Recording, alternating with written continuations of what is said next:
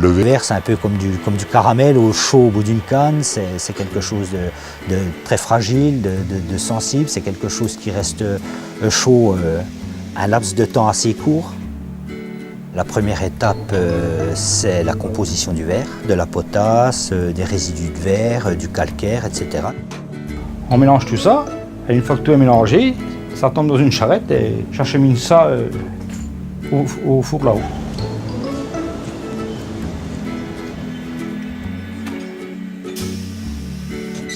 La Rochère est une société qui a deux secteurs d'activité très différents. Elle est unique en son genre, c'est-à-dire qu'on fait des produits pour le bâtiment, des briques, tuiles et pavés, et nous faisons aussi des produits pour les arts de la table. On travaille avec le feu, on est concentré, il faut tenir quand même le verre. Ça fait un poids. Quand une boule de verre est lancée au bout, on ne peut pas la serrer, il faut la tenir tranquille, il faut bien la manœuvrer, c'est tout un savoir-faire. Anciennement, on a été de toute façon des fabricants pour répondre aux besoins locaux. Il y avait beaucoup de verreries dans le secteur. On reste sur le marché, on a su s'adapter, on a su faire des briques et des tuiles en verre, notamment parce que La Rochère était un village tuilier.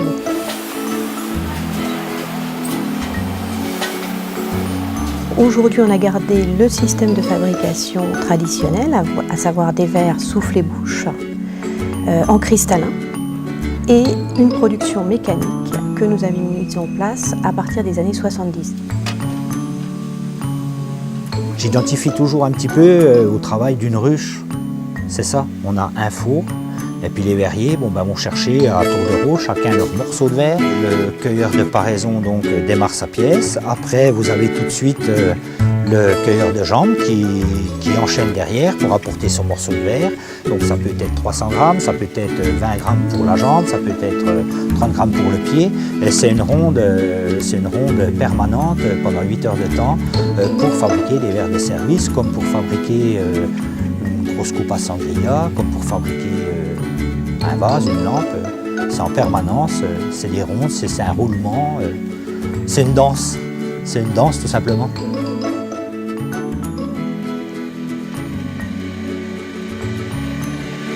Une fois que le verre est terminé, on le met dans ce qu'on appelle l'arche de cuisson. Il est encore aux alentours des 500 degrés. Et quand il ressort 2 heures après de l'arche, il est froid. Et on a enlevé en fait toutes les contraintes qu'il peut y avoir dans le verre. C'est-à-dire contraintes, ça peut être ce qu'on appelle des petits cailloux. Ça peut être des bouillons, ça peut être des fois des fêlures, des enciselures. Donc on a enlevé une majorité de ces contraintes et le verre n'éclate plus. Les verres sont triés par ce qu'on appelle une releveuse. C'est des termes bien de chez nous, je vais dire. Donc tous les verres sont pris un à un. On est très strict au niveau du relevage, c'est le premier choix. Deuxième choix sur lequel on peut faire de la déco.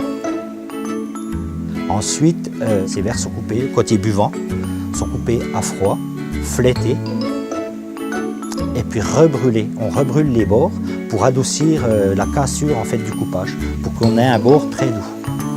Et recuit une deuxième fois.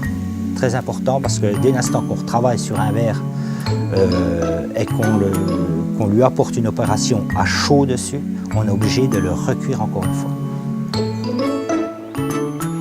La Rochère est plus que centenaire, 1475. La verrerie est une entreprise familiale depuis 1858.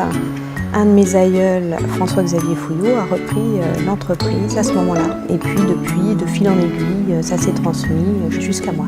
On reprend facilement ce qu'ont fait les parents ou l'univers dans lequel on est. Et donc moi, c'était cet univers-là dans lequel je baignais, donc c'était une évidence.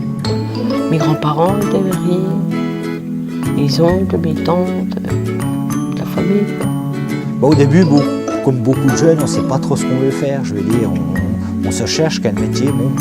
La verrerie à La Rochère, ils forment des verriers, pourquoi pas essayer? Donc j'ai essayé, et puis c'est quelque chose qui m'a plu, et puis j'ai continué, j'ai persévéré. Faire un bon verrier, je veux dire, qu'il soit complet, il faut une dizaine d'années.